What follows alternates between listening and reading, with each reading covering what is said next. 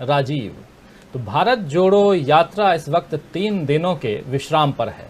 परसों से यात्रा फिर शुरू होगी, यानी 27 तारीख से। यात्रा भले अभी रुकी हुई है, लेकिन इसका असर सियासत पर साफ नजर आ रहा है और ये दिख रहा है कि कांग्रेस भारत जोड़ो यात्रा के कारण फिर से जनता में अपनी पैठ बनाती जा रही है, जिस कारण खासकर कांग्रेस को सत्ता से बाहर करने के बाद बीजेपी ने उसे खत्म करने की तैयारी कर ली थी। आपको याद होगा। अब फिलहाल बीजेपी उसमें नाकाम दिख रही है, जबकि कांग्रेस की लोकप्रियता में इजाफा हो रहा है। इस बात से बीजेपी परेशान हो रही है, क्योंकि उसे कांग्रेस को आगे बढ़ने से रोकने की कोशिश जो करनी चाहिए थी वो कर रही है, लेकिन कोई नई तरकीब उन्हें सूझ नहीं रही है। अभी बीजेपी पुराने तरीकों की जोर आजमाइश में लगी हुई है, और यानी विरोधी को दबाव में लाकर उसे पीछे हटने को मजबूर करना। इस रणनीति पर बीजेपी काम कर रही है। दरअसल राजीव गांधी फाउंडेशन और राजीव गांधी चैरिटेबल ट्रस्ट, इन दोनों का नाम अभी आने वाले समय में और जिक्र करेंगे हम, लेकिन राजीव गांधी फाउंडेशन और राजीव गांधी चैरिटेबल ट्रस्ट, इन दोनों गैर सरकारी संस्थानों यानी कि एनजीओ की विदेशी फंडिंग के लाइसेंस को खत्म करने का आदेश हो गया है, और इसी रणनीति का एक हिस्सा नजर आ रहा है कि कांग्रेस को कैसे रोका जाए। आप जानते होंगे दोस्तों कि केंद्रीय गृह मंत्रालय ने राजीव गांधी फाउंडेशन और राजीव गांधी चैरिटेबल ट्रस्ट के एफसीआरए लाइसेंस को रद्द कर दिया है। फॉरेन कंट्रीब्यूशन रेगुलेशन एक्ट यानी एफसीआरए लाइसेंस रद्द होने के बाद अब ये विदेश से कोई चंदा नहीं ले सकेंगे। आरोप है कि इन संस्थाओं ने विदेश से चंदा लेने में गड़बड़ी की है। सोनिया गांधी इन दोनों संस्थाओं की अध्यक्ष हैं, और ये दोनों ही संस्थाएं राजीव गांधी की शहादत के बाद गठित हुई थी। 1991 में आपको याद होगा कि राजीव गांधी की हत्या होती है, और उसके बाद ये दोनों संस्थाएं राजीव गांधी के नाम से उसकी स्थापना होती है, और ये गांधी परिवार से जुड़ी हुई संस्थाएं हैं। और इन दोनों के सदस्यों में गांधी परिवार के लोगों के अलावा कांग्रेस के कई कद्दावर नेता शामिल हैं। यानी एफसीआरए लाइसेंस रद्द करने का मतलब सीधे गांधी परिवार को निशाने पर लेना है। गांधी परिवार पर हमले की कई वजहें हो सकती हैं। इस परिवार के कारण कांग्रेस में नई जान पड़ गई है। राहुल गांधी पिछले 8 सालों से लगातार बिना डरे मोदी सरकार को उसकी खामियां दिखाते रहे हैं। इस वजह से उन्हें कई बार अपमान भी सहना पड़ा, लेकिन वो झुके नहीं। यही हाल सोनिया गांधी का भी है। उन पर पुत्र मोह का आरोप लगाया गया, लेकिन अपने अंतरिम अध्यक्ष रहते हुए उन्होंने कांग्रेस अध्यक्ष का चुनाव सफलता से संपन्न करवा दिया है।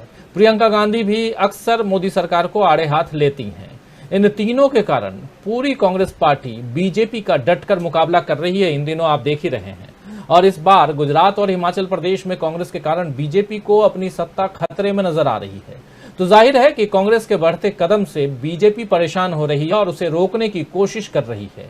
इसीलिए अभी राजीव गांधी फाउंडेशन और राजीव गांधी चैरिटेबल ट्रस्ट के कामकाज में रुकावट खड़ी करने की कोशिश हो रही है। कांग्रेस नेताओं ने इसे असल मुद्दे से भटकाने की कोशिश बताया है।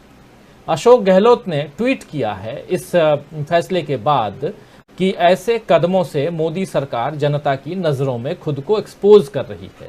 वहीं जयराम रमेश ने कहा है कि ये किसी को बदनाम करने और आम लोगों को दैनिक जरूरतों के मुद्दों से भटकाने के लिए किया गया है। ये जयराम रमेश का ट्वीट आप देख रहे हैं कि ये किसी को बदनाम करने और आम लोगों को दैनिक जरूरतों के मुद्दों से भटकाने के लिए किया गया है।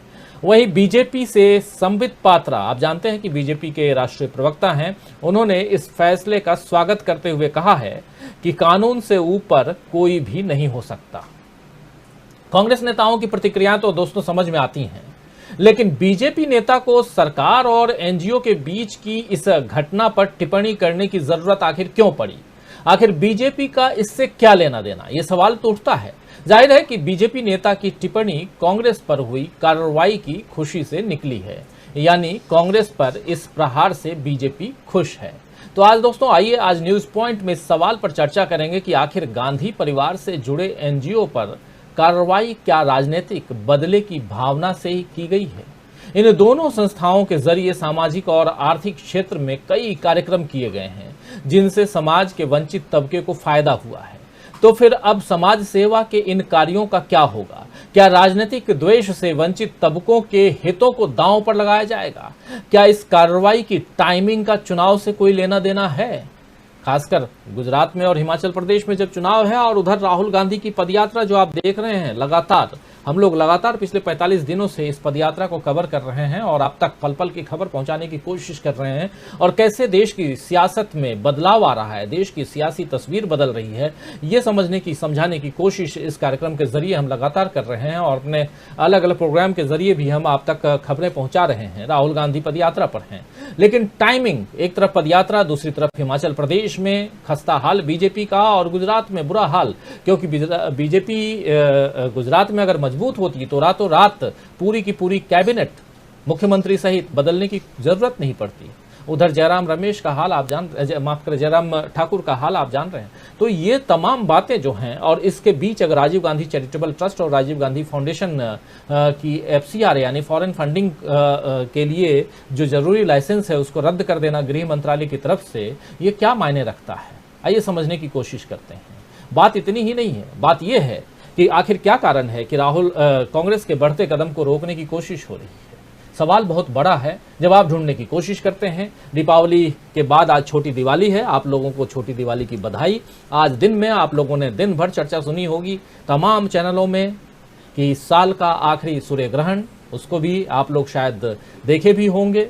तो बहुत सारी घटनाएं चल रही हैं। उसके अलावा एक घटनाक्रम अपने देश में नहीं बल्कि ब्रिटेन में है, यूनाइटेड किंगडम में। वहां एक नए प्रधानमंत्री मिल गए हैं, और नए प्रधानमंत्री का नाता, रिश्ता जो है वो हिंदुस्तान से है। उसको लेकर के भी बहुत खुशियां मनाई जा रही हैं। बहुत अच्छी बात है कि कोई हिंदुस्तानी मूल का जो नागरिक है वो विदेश में वो उच्च पद पर आसीन हो, इससे खुशी होती है।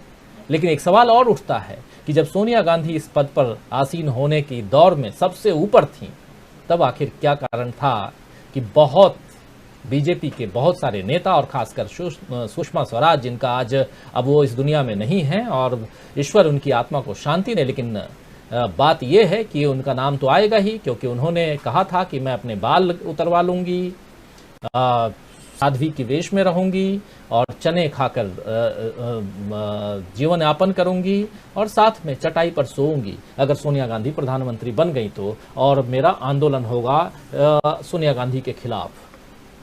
कहीं खुशी कहीं गम। चलिए, ये कुछ चीजें हैं जो आप तक रख रहा हूं सिर्फ सोचने के लिए कि आप भी सोचिए, इस पर कोई टिप्पणी नहीं।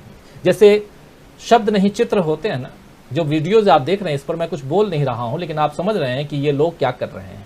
वैसे ही कुछ बातें आप तक रखना जरूरी है जो देश दुनिया में चल रहा है। ग्रहण है, और वो भी सूर्य ग्रहण। खैर, आगे बढ़े, हमारे साथ कुछ वरिष्ठ साथी जुड़े हुए हैं, उन सबसे आपका परिचय करवाऊं और चर्चा को आगे बढ़ाएं। टाइमिंग पर बात कर लेते हैं, जरा ये टाइमिंग क्या है। हमारे साथ जरा स्क्रीन पर ले आइए हमारे तमाम वरिष्ठ साथियों को। इस वक्त 5 वरिष्ठ साथी जुड़े हुए हैं हमारे साथ। पॉलिटिकल एनालिस्ट के रूप में 2 वरिष्ठ साथी हैं। प्रोफेसर अखिल स्वामी जी हैं, आपका स्वागत करता हूं स्वामी जी इस कार्यक्रम में। हमारे साथ पॉलिटिकल एनालिस्ट के रूप में मीनू जैन जी हैं। मीनू जी, आपका भी स्वागत है।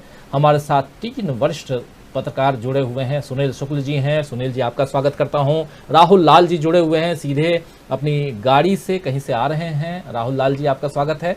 और हमारे ऑनलाइन एडिटर अमलेंदु उपाध्याय जी जुड़े हुए हैं। आप 5 का बहुत बहुत स्वागत है। और साथ में आप तमाम दोस्त साथी शुभचिंतक जो अब तक जुड़ चुके हैं, जो जुड़ने वाले हैं, आप सबका भी तहे दिल से इस्तकबाल करता हूं, स्वागत करता हूं। सीधा आना चाहूंगा प्रोफेसर अखिल स्वामी जी आपके पास ही।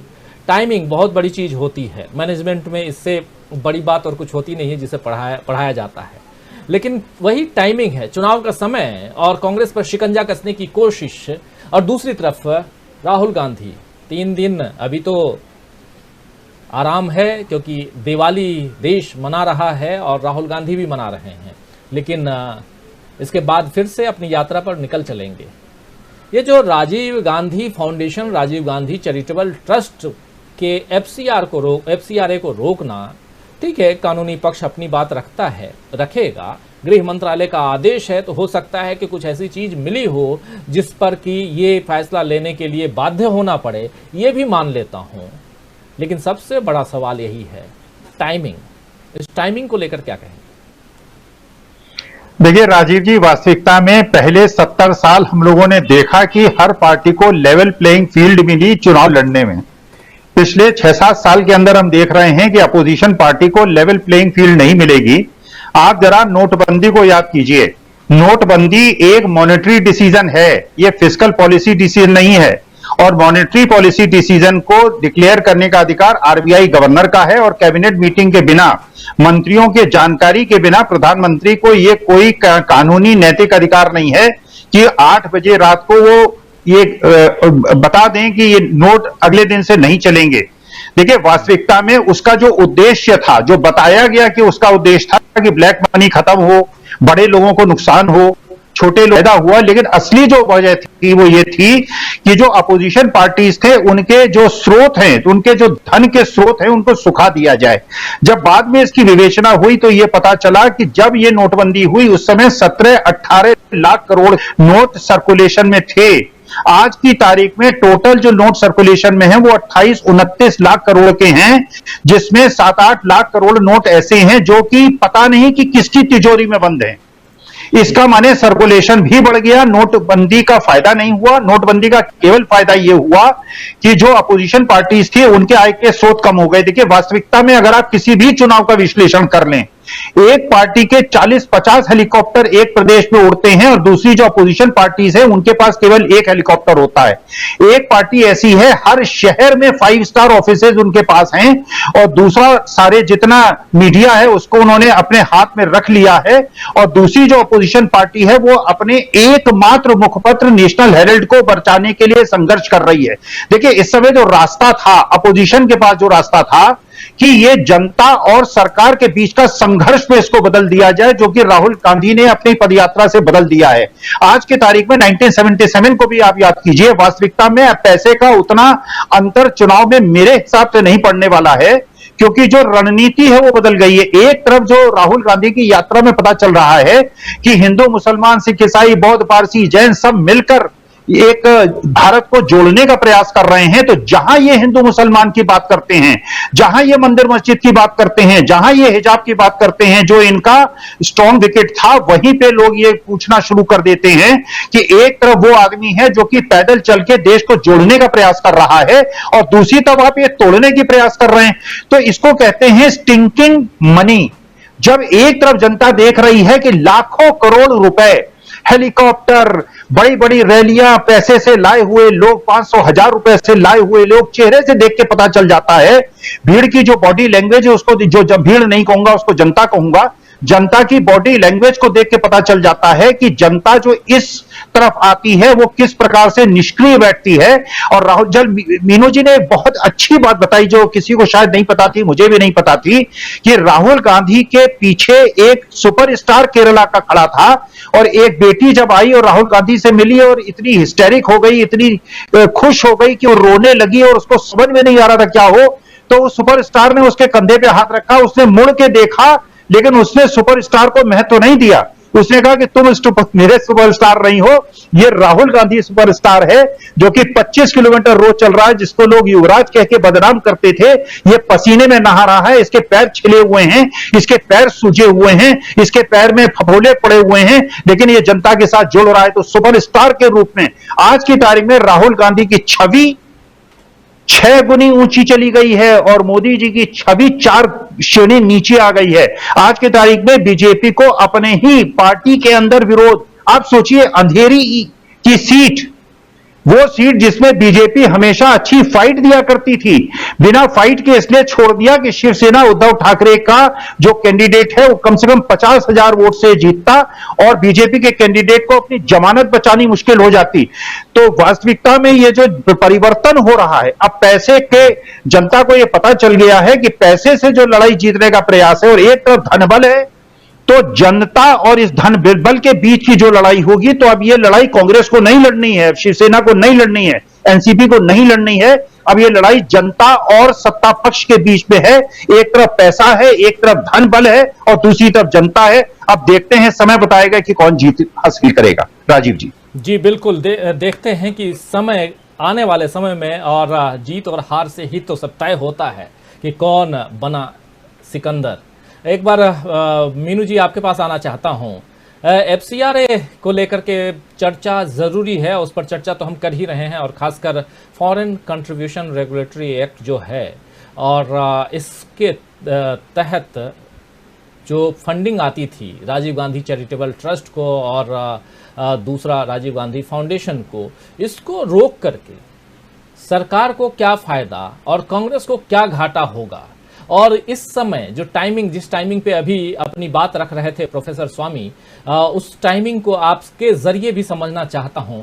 क्या यहां बैकफुट पर नजर आ रही है वर्तमान सरकार, और इसलिए कांग्रेस को घेरने के लिए पहले आप याद कीजिए कि राहुल गांधी, सोनिया गांधी की ईडी के सामने पेशी होती है, और उसके बाद भी अगर इनका मनोबल नहीं टूटता है और दोनों पदयात्राएं करके आगे बढ़ रहे हैं। सोनिया गांधी उस पदयात्रा में जा चुकी हैं कर्नाटक, हम सब ने देखा, तस्वीरें देखी, हम सब ने विजुअल्स देखे, और अब हम देख रहे हैं कि एफसीआरए के जरिए कांग्रेस को, क्या इस टाइमिंग पर आप कहेंगे, और खासकर इसका क्या कोई असर आने वाले चुनाव में, खासकर हिमाचल प्रदेश और गुजरात का जो चुनाव है उस पर भी पड़ेगा क्या?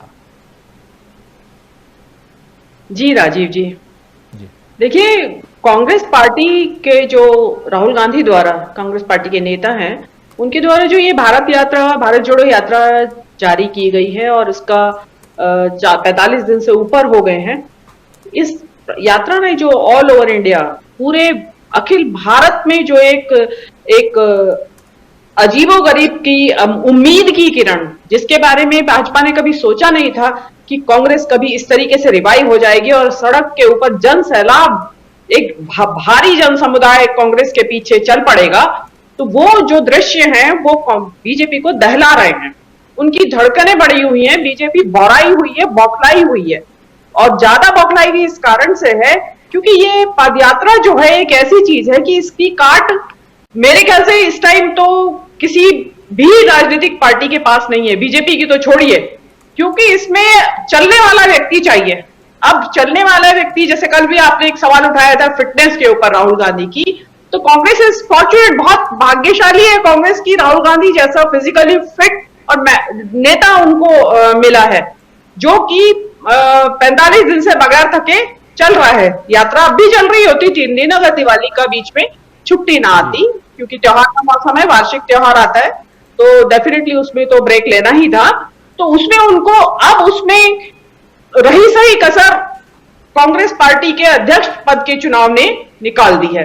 उसमें क्या हुआ है, पूरे इंडिया में मैसेज गया है यूथ को, खासकर पुराने जमाने के जो लोग हैं वो तो जानते हैं कि क्या किन पार्टियों का क्या इतिहास रहा है, लेकिन जो आज का यूथ है उसको कांग्रेस पार्टी का इतिहास वो मालूम है जो भाजपा ने अपनी व्हाट्सएप यूनिवर्सिटी के जरिए फैला रखा है, झूठा इतिहास, बदनाम करने वाला इतिहास। अब जब उनको सामने दिखाई देता है कि कांग्रेस पार्टी में तो बाकायदा चुनाव हो रहा है, पोलिंग हो रही है, वोट डाल रहे हैं, गिनती हो रही है और आपस में चुनाव प्रचार हो रहा है, उसके बाद नेता चुना जाता है, अध्यक्ष चुना जाता है, तो वो चीज जो है, उन दोनों चीजों से भाजपा के पास, जिसको कहते हैं ना लाजवाब है भाजपा इस वक्त, तो उसमें क्योंकि कांग्रेस का इस टाइम जिसको कहते हैं पतंग उड़ रही है कांग्रेस के ऊपर, तो उनको जरूरी था कि हवन में हड्डी डालना, जैसे पहले जमाने में हो तो कि हवन को आपने हड्डी डाल दिया, हवन का पवित्रता भंग होगी, हवन रोक दिया जाएगा।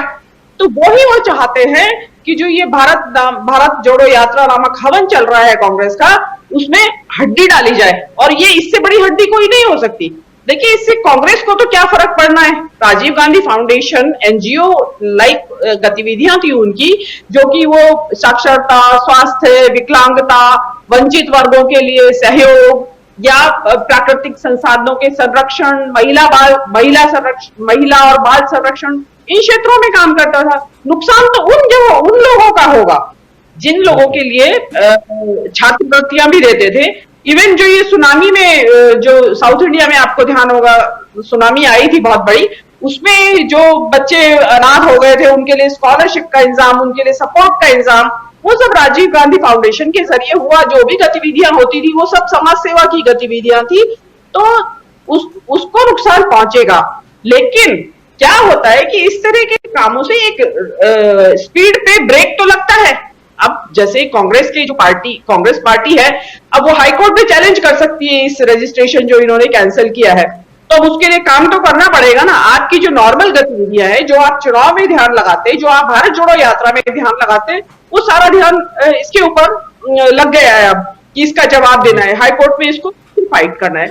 मेरा ये कहना है कि देखिए, अगर आप रोक लगाए तो सबके ऊपर लगाएं, उसमें आरएसएस सबसे ऊपर आता है। आरएसएस की फंडिंग कहां से होती है? इतना बड़ा संगठन चल रहा है, मतलब कितने संगठन, अनुषांगिक संगठन है, उसकी फंडिंग कहां से हो रही है आज तक किसी को मालूम नहीं है। वो संस्था ही रजिस्टर्ड नहीं है, तो वो कहां, मतलब ये इस तरह की जो पक्षपातपूर्ण नीति है, इसका कोई लॉजिक समझ में नहीं आता है। कांग्रेस ने इसके बारे में आवाज उठानी चाहिए थी, लेकिन वो कभी उठाई नहीं कांग्रेस ने। एक मैं और बताती हूँ आपको, जो कि शायद इंडिया में तो कभी आवाज उठी नहीं उसके बारे में। 2020 में ये मुद्दा उठ चुका था। Overseas friends of BJP, OF BJP करके एक संस्था है, जो कि विदेशों में रहने वाले जो भारतीय है, जो भाजपा के समर्थक हैं, उनके ऊपर अमेरिका में 2020 में इंक्वायरी बैठाई गई। क्यों? क्योंकि वो लोग चुपचाप काम कर रहे थे और भाजपा के लिए काम करते थे, वहां सपोर्ट करते थे। अमेरिका के ऑफिसर, जो सरकारी जो पदाधिकारी थे, उनसे उनके बारे में लॉबिंग करते थे भाजपा के बारे में और मिलते थे। इस संगठन का मोदी जी के चुनाव में बहुत बड़ा रोल भी रहा है। उन्होंने वहां से फोन कॉल्स करना, चाय पे चर्चाएं करना, और इनके जब चैप्टर शुरू हुए तो स्मृति ईरानी, गडकरी जी, अडवाणी जी, बहुत लोग वहां पे इसके इनॉग्रेशन में गए भी। लेकिन जो ये इस तरह के ऑर्गेनाइजेशंस हैं, उनके लिए अमेरिका में एक कानून है, FARA, foreign agents registration act. उसका मतलब ये है कि आप जो, अगर अमेरिका की धरती पर कोई संगठन ऐसे काम कर रहा है जिसकी मातृ संस्था विदेश में है, समझो जैसे ये जो OF बीजेपी है, ओवरसीज फ्रेंड्स ऑफ बीजेपी, इसकी मातृ संगठन भारत में हो गया, तो उनको जरूरी है कि वो अपने को रजिस्टर कराएं अमेरिका के कानून में, और समय समय पर अपनी गतिविधियों की जानकारी, अपनी मातृ संस्था से संबंधों की जानकारी, अपनी फंडिंग की जानकारी, वो सारी जानकारी वहां आपको करानी पड़ेगी। लेकिन ये संस्था 2020 तक आराम से चली ही जा रही थी, किसी को पता ही नहीं था। 2020 में ये बात लाइट में आई और वहां उनमें अफरा तफरी मची। तो ये उसके बाद से वहां पे उन्होंने अपनी उसको रजिस्ट्रेशन करा, और अमेरिका के कानून के हिसाब से ऐसे लोगों को फॉरेन एजेंट्स का वो दिया जाता है, तमगा, उनको फॉरेन एजेंट्स कहा जाता है। तो वो लोग वहां फॉरेन एजेंट्स के तौर पे घोषित हो गए हैं। आप ये देखिए कि आप इनकी हिम्मत देखिए कि विदेश में इस तरह की संस्था चला रहे हैं, अमेरिका में, जिसका कहीं रजिस्ट्रेशन नहीं हुआ, किसी की फंडिंग की जानकारी नहीं है। और यहाँ आप जिसकी एक रजिस्टर्ड संस्था है, राजीव गांधी फाउंडेशन, जो कि रजिस्टर्ड है, कानूनन चंदा लेने के अधिकारी, और जिसका ऑडिट होता है, आप उसको बंद कर देते हैं, उसके रजिस्ट्रेशन को कैंसिल कर देते हैं। तो ये इस तरह की दो जिसको दुभात कहते हैं, ये एक केवल भाजपा ही कर सकती है। तो ये चीजें जो है आगे कितना नुकसान पहुंचाएंगी, ये अभी आने वाला समय बताएगा, और ये चीजें अब जोर पकड़ेंगी। मेरे हिसाब से कांग्रेस को भी इस चीज के बारे में, इन मुद्दों को उठाना चाहिए। जी राजीव। बिल्कुल बिल्कुल बिल्कुल, कांग्रेस इन मुद्दों को शायद उठा भी रही है। थोड़ा आना चाहूंगा राहुल लाल जी, हमारी आवाज़ तो आ रही होगी आप तक। आपसे समझना चाहूंगा, क्या राहुल लाल जी जानबूझकर कांग्रेस को घेरने की कोशिश है FCRA का कैंसिल करना? बिल्कुल, देखिए हम लोग देख रहे हैं कि जिस तरह से भारत जोड़ो यात्रा को अप्रत्याशित सफलता प्राप्त हुई है, तो ऐसे स्थिति में कांग्रेस को किस रूप में बदनाम किया जाए? आपको याद होगा कि देखिए पूरे मामले में आरोप क्या है। देखिए मूल रूप से आरोप यह लगाने का प्रयास है कि कांग्रेस पार्टी चीन के जो कम्युनिस्ट पार्टी है उसके साथ किस प्रकार के गलत ढंग के रिश्ते हैं, यह साबित करने का प्रयास है इस पूरे मामले में, और कांग्रेस पार्टी के छवि को खराब करने का प्रयास है। लेकिन देखिए हो क्या रहा है, जब आप ऐसे आरोप लगाते हैं तो फिर कई सारे प्रत्यारोप आपके ऊपर खुद ही आते हैं। पूरा अगर हम लोग देखते हैं कि भारतीय जनता पार्टी और चीन की जो कम्युनिस्ट पार्टी है, उनके रिश्ते कितने घनिष्ठ हैं, ये साबित कुछ और करना चाह रहे थे, साबित कुछ और ही हो जा रहा है। 2007 में चीनी प्रतिनिधिमंडल जो है कि उसमें भारत आया हुआ था, और उस राजनाथ सिंह जो कि भारतीय जनता पार्टी के अध्यक्ष थे, उन्होंने स्पष्ट रूप से बयान दिया कि चीनी कम्युनिस्ट पार्टी और भारतीय जनता पार्टी के ऐतिहासिक संबंध है। यह बयान 2008 में भी उन्होंने रिपीट किया। तो जब ये 2022 में इतिहास खोलने का गलत ढंग से प्रयास कर रहे हैं और गलत आरोप लगा रहे हैं, तो फिर तमाम इनके भी चीजें खुल रही है। 2009 में एक तरह से बीजेपी और RSS का एक प्रतिनिधिमंडल चीनी कम्युनिस्ट पार्टी के निमंत्रण पे जो है कि वो चीन जाता है। अब सवाल उसमें भी ये सवाल पूछे जा रहे हैं कि आखिर उसमें जब आप सत्ता पक्ष में नहीं थे और भारतीय राष्ट्रीय स्वयंसेवक को आप कहते हैं कि वो सांस्कृतिक संगठन है, तो फिर सांस्कृतिक संगठन है तो सांस्कृतिक संगठन का चीनी कम्युनिस्ट पार्टी से क्या रिश्ता है, उसको आज तक बीजेपी ने क्लियर नहीं किया है। अब मैं आता हूं 2011 में 2009 के बाद 2011 में तो नितिन गडकरी खुद ही जो है कि प्रतिनिधिमंडल के साथ जो है कि चीनी कम्युनिस्ट पार्टी के निमंत्रण पर फिर चले गए थे। और 2014 में जब भारतीय जनता पार्टी सत्ता में आती है, उस समय अमित शाह जब देश के एक तरह से बीजेपी के अध्यक्ष होते हैं, उसमें फिर बीजेपी का एक बड़ा प्रतिनिधिमंडल चीनी कम्युनिस्ट पार्टी के निमंत्रण पे जो है कि वो चीन जाता है। और स्पष्ट रूप से वहां से जब वो आते हैं तो बोलते हैं, वो बयान देते हैं कि हाँ, वहां पे हम लोगों ने अलग अलग मुद्दों पे, राम माधव जी का उस समय का बयान है कि हाँ हम लोगों ने जो है कि वहां पे कश्मीर के मामले पे बातचीत की, तिब्बत के मामले पे बातचीत की, अरुणाचल प्रदेश के मामले पे बातचीत की। तो इनके पूरे मामले पर आप कांग्रेस के ऊपर सवाल उठा रहे हैं। कांग्रेस देखिए, हम अभी भी याद है कि 2008 का जो है तो ओलंपिक खेल जो है वो बीजिंग में हुआ था। बीजिंग ओलंपिक खेल में भाग लेने के लिए उसमें सोनिया गांधी गई थी। उसको लेकर तमाम सवाल आज तक ये लोग पूछ रहे हैं कि वो रिश्ता क्या था, किस प्रकार का रिश्ता था। अपने रिश्तों के बारे में कोई जानकारी नहीं दे रहे हैं कि भाई क्या स्थितियां बनी हुई है, उस समय कालखंड में क्यों चंदा लिया गया, ये सवाल उठा रहा है। भाई भारत चीन के संबंध उसमें कोई विशेष गड़बड़ नहीं थे। सवाल तो ये उठ रहा है कि पीएम केयर फंड में जब गलवान वैली में घटनाक्रम घट गई थी और भारत चीन के संबंध काफी गड़बड़ थे, भारत सरकार ने स्पष्ट निर्देश दिया कि चीन से कोई एफडीआई यहां नहीं आएगा। तमाम चीनी कंपनियों को आपने प्रतिबंधित करने का उसमें नाटक किया। तब आप टिकटॉक से क्यों 30 करोड़ रुपया लेते हैं पीएम केयर फंड में? आप अलग अलग कंपनियों से देखिए, जो अलग कंपनियां उनसे कितने सारे भारी मात्रा में फंड लिए। तो ये कुछ ऐसे मामले हैं कि आप आरोप कांग्रेस के ऊपर लगाते हैं, लेकिन फंसे हुए आप खुद ही हैं। तो ये तो देखिए सीधे सीधे जोड़ो यात्रा का जो पूरी स्थिति है, हम लोग देख रहे हैं कि क्या स्थितियां बनी हुई है। गुजरात में किस तरह से भारतीय जनता पार्टी सत्ता पे कैसे फंसी हुई है, उसके ऊपर तमाम हम लोगों ने चर्चा किया है। तो उन सब स्थितियों को बीच में एक अपना रास्ता डालने का प्रयास मैं रखूंगा। हमें उम्मीद है उस समय तक मैं घर पहुंच जाऊंगा। जी बिल्कुल बिल्कुल, मैं यही कहने वाला था, जब तक आप घर पहुंचिए और इस चर्चा को आगे हम बढ़ाते हैं, क्योंकि आपकी आवाज़ भी अब कट रही है। और सीधा आना चाहूंगा सुनील शुक्ल जी आपके पास। क्या इस जो एक्शन है, कांग्रेस के बढ़ते कदम को रोकने के लिए जो भी चीज़ें चल रही हैं, और ख़ासकर हम देख रहे हैं पदयात्रा ने, राहुल गांधी की भारत जोड़ो यात्रा ने कांग्रेस को बिल्कुल से रिवाइव कर दिया है। और जैसे प्रोफेसर अखिल स्वामी जी कह भी रहे थे कि 6 गुना कांग्रेस की जो, और खासकर राहुल गांधी जो हैं अप हो गए, 6 गुना उनकी छवि बढ़ गई है और 4 गुना मोदी जी जो हैं वो डाउन हुए हैं।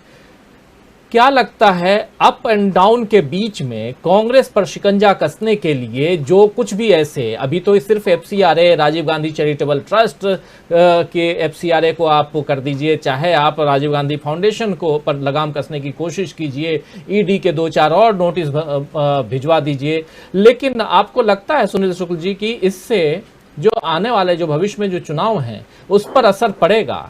एक बात तो समझ में आती है कि जो फंडिंग है उस पर रोक लगा के आर्थिक रूप से कांग्रेस को कमजोर करने की कोशिश होगी, लेकिन इन सब का फायदा होगा क्या जब जनता जाग करके, जनता देख रहे हैं हम जो हुजूम है, जो उस पुल पे, जो कृष्णा नदी के ऊपर जो ब्रिज पे जब ये यात्रा कर्नाटक से तेलंगाना की ओर बढ़ी है परसों, और जो जिस ब्रिज की तस्वीर हम लोग देख रहे हैं, विजुअल्स देख रहे हैं, वो तो बहुत कुछ कहती है।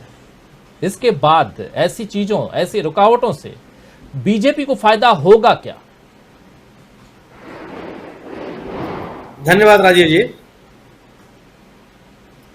भारतीय जनता पार्टी की लगातार यह कोशिश रही है कि कांग्रेस पार्टी के नेतृत्व को डिस्क्रेडिट किया जाए, उनको बेईमान बताया जाए, जनता के मुद्दों से जुड़े न रहने का आरोप लगाया जाए, संगठन को एकांकी तरीके से चलाने के आरोप लगाए जाएं, और इस बात के लिए ये साबित किया जाए कि अब तक जो है अगर कांग्रेस पार्टी सत्ता में रही है तो इसने सत्ता का केवल दुरुपयोग किया है।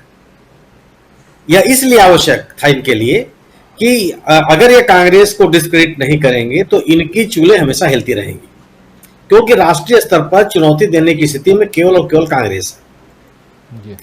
सरकार को यह अधिकार है कि वह विदेशी सहायता प्राप्त करने वाले किसी भी संगठन, संस्था, व्यक्ति को जो लाइसेंस दिया गया है फॉरेन कंट्रीब्यूशन प्राप्त करने का, उसको रद्द कर दे अगर कोई अनियमितता पाई जाती है तो।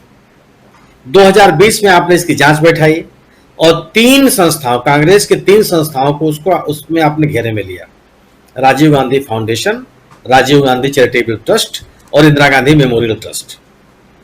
आपने आज की तारीख में आकर के उसमें से 2 के लाइसेंस रद्द कर दिए। इंटर मिनिस्ट्रियल कमेटी बनी, ठीक है। इस आदेश को जारी करने के साथ ही साथ सरकार को, अगर सरकार इससे पारदर्शी थी तो उसको यह बताना चाहिए था कि ये कहां कहां गलतियां हुई। इस ट्रस्ट ने और इस चैरिटेबल, इस फाउंडेशन ने और चैरिटेबल ट्रस्ट ने कहां कहां गलतियां की हैं। जिन उद्देश्यों को लेकर के इनको फॉरेन कंट्रीब्यूशन प्राप्त करने का अधिकार दिया गया था, उनमें से किन किन को इन्होंने उल्लंघन किया है, ये तो सरकार बता नहीं रही है। केवल एक लाइन का आदेश, एक अधिकृत आदेश जारी कर दिया गया कि इनके लाइसेंस रद्द कर दिए गए। यही अपने आप में बताता है कि सरकार की नीयत साफ नहीं है। सरकार भ्रष्टाचार से लड़ना नहीं चाहती है, भ्रष्टाचार की गतिविधियों को नहीं रोकना चाहती है, देश को अस्थिर करने वाले विदेशी सहायता को रोकने का कोई इंटरेस्ट नहीं है, बल्कि वह अपने विरोधी दल के ताकतों को, संपर्कों को, रिसोर्सेस को कमजोर करना चाहती है। मैं आपकी इस बात से सहमत नहीं हूं कि इस लाइसेंस के निरस्त होने से कांग्रेस पार्टी के चुनाव लड़ने की ताकत में कोई कमी आएगी, क्योंकि इन फाउंडेशन से चुनाव लड़ने का संसाधन कांग्रेस पार्टी को नहीं मिलता। जो पैसा इनको विदेशी सहायता मिलती है या जो विदेशी सहायता ले सकते हैं, वो चुनाव लड़ने के लिए नहीं है। अगर चुनाव लड़ने के लिए उसका अगर उपयोग किया जाएगा तो वो गैर कानूनी होगा। और अब तक की जांच में यह साबित भी नहीं हो पाया है कि इन फाउंडेशन और ट्रस्ट को मिली हुई धनराशि का दुरुपयोग कांग्रेस ने अपने राजनीतिक गतिविधियों के लिए किया है। तो मैं इस बात को तो अभी स्वीकार करने में मुझे मुश्किल होगी, क्योंकि इस तरह का कोई भी तथ्य सरकार रखने में विफल रही है, सामने रखने में विफल रही है। एक बात और यह तथ्य है कि जब जनता जिसके साथ खड़ी होती है तो इस तरह के संसाधनों को रोकने, टोकने और कम करने का कोई मतलब नहीं होता।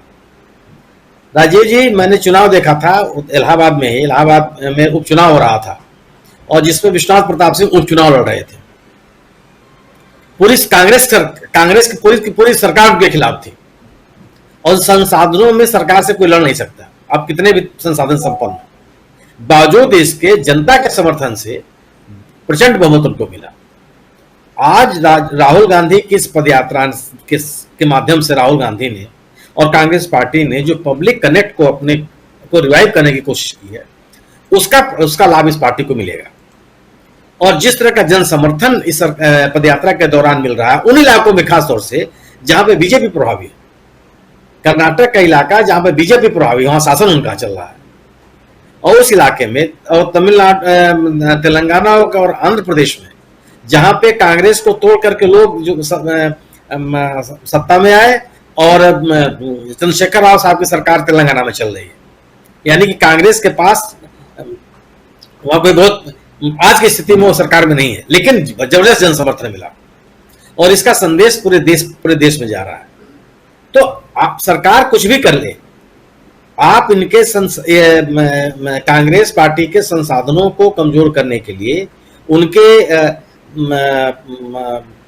मिलने वाली आर्थिक सहायता के जो भी प्रयास करना चाहता है कर ले, लेकिन इससे कुछ होने वाला नहीं है, क्योंकि इस समय जो बीजेपी सरकार को एंटी इनकम्बेंसी की चुनौती का सामना करना पड़ रहा है, उस एंटी इनकम्बेंसी का कोई विकल्प इनके पास नहीं है।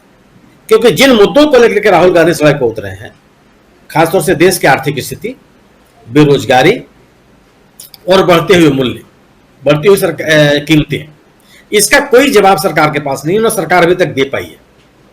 इस कारण से जो एंटी इनकम्बेंसी का माहौल है सरकार के सामने, उसको लेकर के और इन मुद्दों के साथ कांग्रेस जबरदस्त तरीके से जनता के साथ जुड़ी हुई है, और जनता जो इन समस्याओं से जूझ रही है वो कांग्रेस के साथ खड़ी दिख रही है। आप तो मुझे नहीं लगता कि इन कारणों से, निश्चित रूप से संसाधन किसको नहीं चाहिए, पार्टी चलाने के लिए, चुनाव लड़ने के लिए, संगठन चलाने के लिए, अपने राजनीतिक गतिविधियों को संचालित करने के लिए हर पार्टी को रिसोर्सेज चाहिए, लेकिन जब जन समर्थन आपके साथ जुड़ता चला जाता है तो रिसोर्सेज ही आपके साथ आते जाते हैं।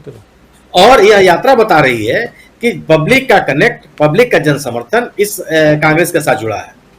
निश्चित रूप से जो सरकार की ये जो इस तरह के निर्णय है, ये सरकार के खिलाफ जाएंगे, क्योंकि यह सवाल ये उठेगा कि आखिर आप केवल और केवल कांग्रेस के द्वारा संचालित संस्थाओं के ऊपर ही क्यों टारगेट कर रहे हैं। अगर जो इस देश का सामान्य नागरिक है, उसके जहन में भी तो सवाल आएगा कि या क्या केवल कांग्रेस की ही पार्टियों में, कांग्रेस के द्वारा संचालित संगठनों में इस तरह कमियां हैं, और अगर अन्य संगठनों में भी कमियां हैं तो आप उनके बारे में क्यों नहीं बता रहे हैं, खासतौर से उन संगठनों के बारे में जो बीजेपी द्वारा संचालित है, सत्तारूढ़ दल द्वारा संचालित है और नियंत्रित है। तो बीजेपी को भी अपनी जवाबदेही तय करनी पड़ेगी, और अगर बीजेपी ने अपनी जवाबदेही तय नहीं की और लोगों के सामने तथ्यों को नहीं रखा तो बुमराइंग करेगा। इसकी सहानुभूति मिलेगी कांग्रेस को। अगर सरकार इस बात को साबित करने में विफल रही, तथ्यों को लाने में विफल रही कि इन्होंने ये गड़बड़ियां की हैं, और अब तक की स्थितियां बता रही हैं कि कोई इनके पास तथ्य है नहीं। कांग्रेस चीन से सहायता लेना, कोई सहयोग प्राप्त करना गैर कानूनी कैसे हो गया? क्या भारत के साथ, भारत और चीन के बीच राजनीतिक संबंध नहीं है? क्या भारत और चीन के बीच में व्यापारिक संबंध नहीं है? क्या भारत और चीन की कंपनियां एक दूसरे के देशों में सक्रिय नहीं है? क्या भारत और चीन के बीच में पीपुल टू पीपुल कनेक्ट नहीं है? क्या दोनों देशों के बीच में एकेडमिक शैक्षणिक अदला बदली के नियम लागू नहीं है? अगर ये चीजें हैं तो चीन की सरकार या चीन की कम्युनिस्ट पार्टी से अगर कोई सहायता मिलती है कांग्रेस के इन दोनों ट्रस्टों को, तो नियम विरुद्ध कैसे हो जाएगा? नियम विरुद्ध तभी होगा जब अगर वह जिन उद्देश्यों के लिए लिए गए हैं उन उद्देश्यों में अवहेलना की गई है, और अभी तक सरकार यह कुछ भी बताने में विफल रही है। केवल आरोप लगा देने से कोई बात साबित नहीं होती। बिल्कुल 2020 में ही बीजेपी के अध्यक्ष ने आरोप लगाया था कि लगभग $3 लाख चीन से सहायता लिया है राजीव गांधी फाउंडेशन, लिया है। उनसे सहायता लेना, उनसे डोनेशन लेना, चंदा लेना कहां से गैर कानूनी हो गया? ये कैसे कर सकते हैं आप? अगर आपके राजनयिक संबंध नहीं है, उस देश को आपने ब्लैक लिस्ट कर रखा है, तो आप इस तरह का आरोप लगा सकते हैं। और अगर आपके राजनयिक संबंध है, दोनों देशों के राजदूत एक दूसरे में काम कर रहे हैं, दोनों देशों के वाणिज्यिक प्रतिष्ठान काम कर रहे हैं, ट्रेड और कॉमर्स की गतिविधियां चल रही हैं, क्यों इस तरह उसको गैर कानूनी हो गया? तो मुझे भी ये भी लगता है कि ये तो कांग्रेस है, जो कांग्रेस हमने कहा भी है कि वो न्यायालय में जाएगी और सरकार के इस निर्णय को चुनौती देगी। और मुझे लगता है कि इस निर्णय से कांग्रेस का नुकसान नहीं होगा, बल्कि इसको सहानुभूति मिलेगी लोगों को। जी, कांग्रेस को सहानुभूति मिलेगी। और यही इसी सवाल के साथ आना चाहता हूं अमलेंदु उपाध्याय जी आपके पास। ऐसे हथकंडे आप देखिए, भारत जोड़ो यात्रा की शुरुआत हुई, राहुल गांधी की टी शर्ट, राहुल गांधी के जूते किस कंटेनर में रह रहे हैं, वो कंटेनर 5 स्टार की तरह है। उसके अलावा बहुत सारी बातें आई, राहुल गांधी की जो भांजी हैं उसको लेकर के भी बातें, और राहुल गांधी को घेरने की कोशिश, अब कांग्रेस पार्टी को घेरने की कोशिश, और कांग्रेस पार्टी को घेरने की कोशिश इस ढंग से, चूंकि एफसीआरए वो भी कांग्रेस का कोई लेना, कांग्रेस पार्टी से इससे एफसीआरए का, जैसा बता रहे थे हमारे साथी सुनील शुक्ल जी, कांग्रेस पार्टी से इसका कोई लेना देना नहीं है, चाहे राजीव गांधी चैरिटेबल ट्रस्ट हो, चाहे राजीव गांधी फाउंडेशन हो। और ये अपने आप में एनजीओ है और उनका एक बहुत ही शानदार काम है, शानदार इतिहास है। 1991 जब राजीव गांधी की शहादत हुई थी, हत्या कर दी गई थी, उसके बाद से, और उसकी अध्यक्ष सोनिया गांधी हैं। कुल मिलाकर के अमलेंदु जी, बीजेपी जिन हथकंडों को सामने लाती है, क्या आपको भी लगता है वही कि एक्सपोज होती जा रही है, अब कुछ भी नहीं चल रहा है? और जैसा सुनील शुक्ल जी कह रहे हैं कि इस मसले पर भी कांग्रेस जो है वो कोर्ट जाने वाली है, यानी कि इस एफसीआरए, यानी आप विदेश से फंडिंग नहीं ले सकते हैं, इसके लिए आप चुनौती दे रहे हैं सरकार के और होम मिनिस्ट्री के आदेश को। और कल को हो सकता है कि इस पर रोक लग जाए, हो सकता है इस पर सुनवाई हो, और हो सकता है कि फैसला आने वाले समय में कांग्रेस के पक्ष में समय लगता है भारत में जो प्रक्रिया है, कानूनी प्रक्रिया। लेकिन कहते हैं ना कि कम से कम कानून पर भरोसा हमारे यहाँ तो है ही। पिछले दिनों कानून को लेकर के भी बहुत सारी बातें हुई हैं। 9 तारीख से यानी 9 नवंबर से नए चीफ जस्टिस भी आ रहे हैं सुप्रीम कोर्ट में, तो उनको लेकर के भी लोगों में एक उत्साह है कि चलो 2 साल तक रहने वाले हैं, कुछ अच्छा होगा। आपको क्या लगता है, अपने ही हथकंडे में फंसती हुई बीजेपी, एक्सपोज होती हुई बीजेपी नजर आ रही है क्या इस दौरान, जबकि एक शानदार पदयात्रा चल रही है? देखिए राजीव जी, निश्चित तौर पे भारतीय जनता पार्टी पहले से ही एक्सपोज है कि वो किस तरीके के हथकंडे अपनाती रही है। नोटबंदी किस लिए की गई थी, इस मामले में भी वो एक्सपोज है, क्योंकि उत्तर प्रदेश के उस समय चुनाव थे और उत्तर प्रदेश की सत्ता पे किसी भी तरीके से कब्जा करना था। वहाँ की जो 2 प्रमुख विपक्षी पार्टियां थी, उनकी फंडिंग जो है वो किस तरीके से रोकी जाए, उनका पैसा किस तरीके से सीज कर दिया जाए। तो पूरे देश को था वो सीज कर दिया गया और पूरे देश की अर्थव्यवस्था का था वो भट्टा बैठा दिया गया। मसला ये नहीं था कि किसी के पास नंबर 2 का पैसा है। कोई भी राजनीतिक दल जो है उसे चूंकि इनकम टैक्स में बहुत सी छूट हासिल होती है, तो उसका पैसा कोई नंबर 2 का हो ही नहीं सकता है, ये लोगों को मालूम ही नहीं है। वो जो पार्टी फंड में पैसा है वो तो नंबर 1 का ही सारा पैसा है, तो पार्टी फंड के लिए कोई दिक्कत नहीं है। लेकिन इस तरीके से फंसाया गया कि मालूम ये पड़े कि साहब संदेश जाए कि साहब इनके पास बड़ा गलत पैसा था, तो इसको रोकने के लिए सब किया जा रहा है। तो ये संदेश देने की कोशिश की गई। आज भी जो संदेश देने की कोशिश की जा रही है, देखिए वो ये नहीं है कि वो उसको रोक देंगे फंड को, जानते हैं कि वो अदालत से वो मामला जो है वो साफ हो जाएगा। लेकिन जब तक अदालत में मामला जाएगा, उसकी सुनवाई होगी, उसका आदेश आएगा, तब तक तो चुनाव नहीं बैठ लिया जाएगा। तो चुनाव के लिए संदेश जो देना है, वो संदेश देने की कोशिश जो की जा रही है, वो एक सिर्फ कोशिश है कि चुनाव में संदेश देने की कोशिश की जाएगी। तो साहब इनका जो है वो बाहर से पैसा आता है, और जबकि बाहर से सारी दुनिया जानती है सबसे ज्यादा पैसा आरएसएस को आता है, और मतलब रजिस्टर्ड संस्था भी नहीं है आरएसएस, अभी तक रजिस्टर्ड नहीं है, पंजीकृत संस्था नहीं है, तो सबसे ज्यादा पैसा उसको आता है, उसके अनुषंगिक संगठनों को आता है बाहर से सबसे ज्यादा पैसा। उनकी कोई जांच नहीं होती है। मुझको याद पड़ता है कि 1989 या 90 की जो बैलेंस शीट थी विश्व हिंदू परिषद की, उसको एक उस समय तत्कालीन सहायक आयकर कमिश्नर हुआ करते थे विश्वेंदु गुप्ता, उन्होंने उसे नोटिस जारी कर दिए थे विश्व हिंदू परिषद को कि आपके इसमें जो है 20 लाख रुपए की गड़बड़ियां जो है, आपने जो दिया है अपना डाटा, इसमें 20 लाख रुपए की गड़बड़ियां हैं। और मधु दंडवत उस समय वित्त मंत्री थे, तो पूरी भारतीय जनता पार्टी और संघ परिवार सब जो थे मधु दंडवते के ऊपर पिल पड़े और ये आरोप लगाया गया सब विश्वेंदु गुप्ता जी वो कांग्रेसी। तो विश्वेंदु गुप्ता ने कहा कि भाई मैं तो अपने छात्र जीवन में भी किसी पार्टी का सदस्य नहीं रहा, और जब मैंने चंदा स्वामी को जब नोटिस दिया था तब किसी ने कुछ नहीं कहा, चंदा स्वामी को मैंने नोटिस दिया था। और यह हुआ कि चूंकि भारतीय जनता पार्टी विश्वनाथ प्रताप सिंह की सरकार में को समर्थन दे रही थी बाहर से, तो उनको जो था वो सस्पेंड करा दिया गया विश्वेंदु गुप्ता जी को। वो बैलेंस शीट आज कहाँ है और विश्व हिंदू परिषद के खाते कहाँ हैं किसी को कुछ नहीं मालूम है। तब से गंगा में बहुत सा पानी जो बह चुका है।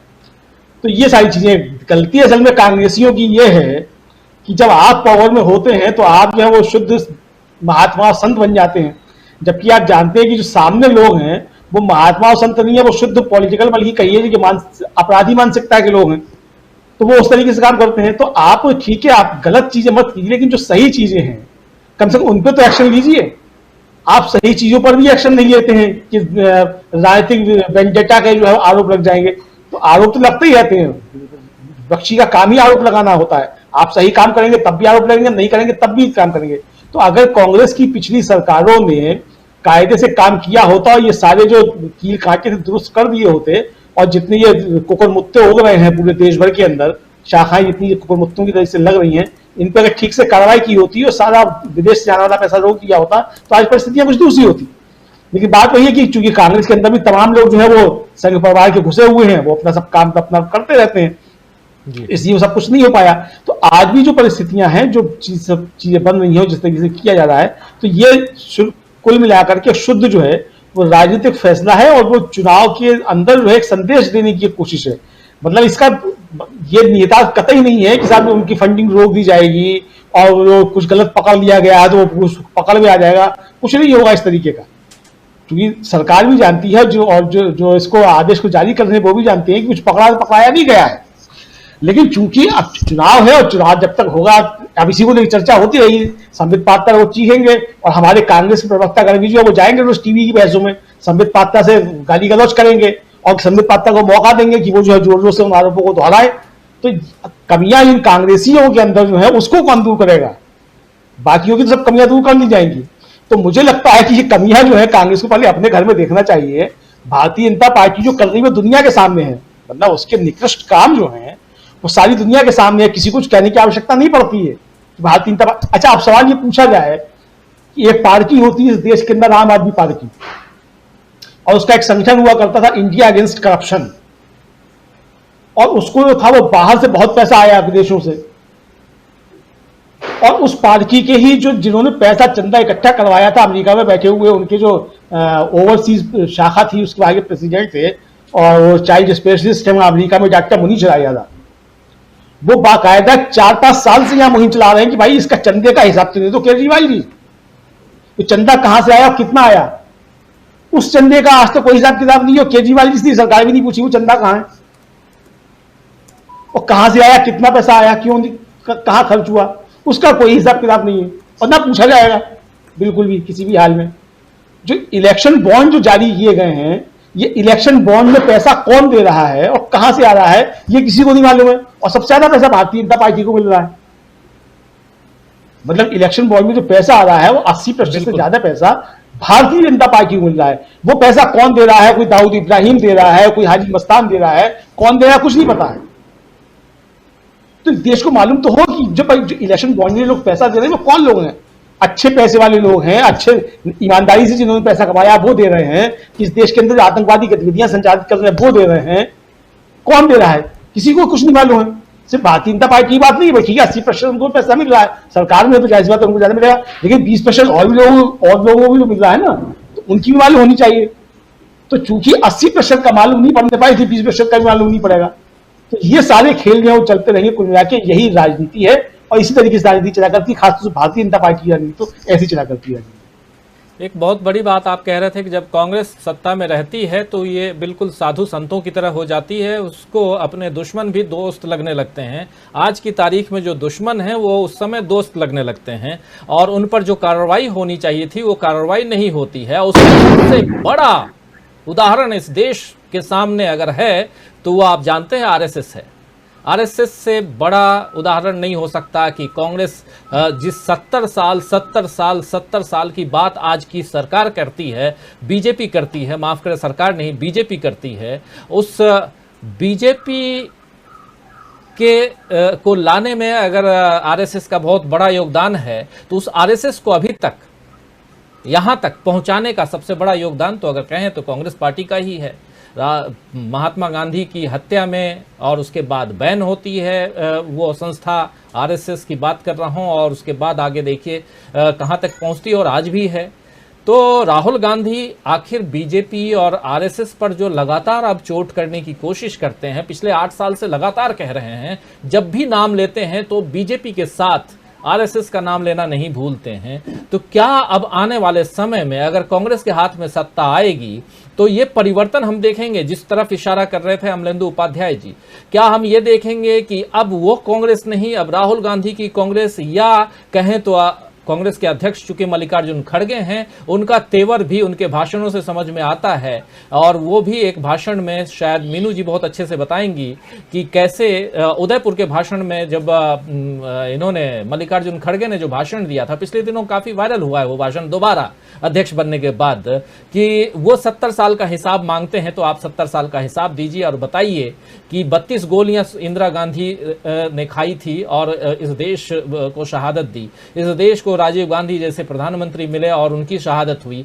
तो ऐसी बहुत सारी बातें मल्लिकार्जुन खड़गे ने कही थी उस भाषण में। तो आने वाले समय में हम देखेंगे कि एक जहां जोश की कमी दिखाई देती थी वो जोश अब बरकरार दिखाई देगा, वो भी बढ़ता हुआ दिखाई देगा। और इसीलिए प्रोफेसर अखिल स्वामी जी कह रहे थे जैसा कि 6 गुना ज्यादा अगर कहें तो राहुल गांधी का जो ग्राफ है वो ऊपर उठ चुका है इस वक्त इस पद यात्रा से। एक बार फिर से आना चाहूंगा प्रोफेसर साहब आपके पास, और हम लोग FCRA की चर्चा कर रहे हैं, लेकिन उसके अलावा थोड़ी सी चर्चा अब चुनावी राज्यों की तरफ भी लेके जाना चाहता हूं और ये समझना चाहता हूं कि क्या हर हथकंडे को अपना करके भी अभी जो परिस्थितियां निर्मित हो रही हैं इसमें बीजेपी खुद घिरती जा रही है, एक्सपोज होती जा रही है। और जो तेवर कांग्रेस के दिखाई दे रहे हैं, ये तेवर,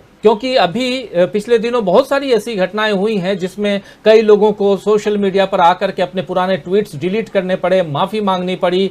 कई चैनलों में के जरिए भी ऐसी घटनाएं हुई। कांग्रेस के प्रवक्ता काफी एग्रेसिव नजर आ रहे हैं। सब कुछ हो रहा है, मतलब कांग्रेस के हिसाब से या कहें तो एक विपक्ष जैसी मजबूत विपक्ष होना चाहिए था, वो मजबूती दिखाई दे रही है। क्या यही बदलते हुए भारत की तस्वीर है? क्या यही उस तरफ इशारा कर रहा है जो कुछ हो रहा है, जो घटनाक्रम की आने वाले समय में हम तस्वीर कुछ बदलती हुई देखेंगे? क्या हिमाचल प्रदेश का चुनाव और गुजरात का चुनाव कुछ और बदलती हुई तस्वीर की तरफ हमको ले जाने का इशारा कर रहे हैं? जरा आपके नजरिए से, बहुत कुछ आप देखते हैं, समझते हैं, पढ़ते हैं, उस हिसाब से समझना चाहूंगा कि क्या कुछ कह रहा है आने वाला समय। और कल गुजरात में एक दुखद घटना वो घटी है जो नहीं होनी चाहिए, और सांप्रदायिक तनाव फैलाने की कोशिश हुई है गुजरात में। और उस तरफ भी कई बार इशारा हो चुका है कि आखिरी पायदान वही होगा, सांप्रदायिकता। और वो वहां कल दिवाली के समय रात को दिखाई दिया। क्या कहेंगे? देखिए राजीव जी, वास्तविकता में कांग्रेस ने जो रणनीति बनाई है, एक रणनीति बनाई थी बीजेपी ने जो बड़ी अचूक थी, जिसमें कांग्रेस हर बार फंस जाती थी, विपक्षी दल हर बार फंस जाते थे। इस बार जो कांग्रेस की रणनीति है वो कई दिशाओं में काम कर रही है और बहुत अच्छा काम कर रही है। उदाहरण स्वरूप, जब राहुल गांधी बीजेपी और आरएसएस को एक साथ संबोधित करते हैं, देखिए, और आप देख रहे होंगे कि जो बीजेपी है वो एक दिशा में चल रही है, आरएसएस दूसरी दिशा में चल रही है।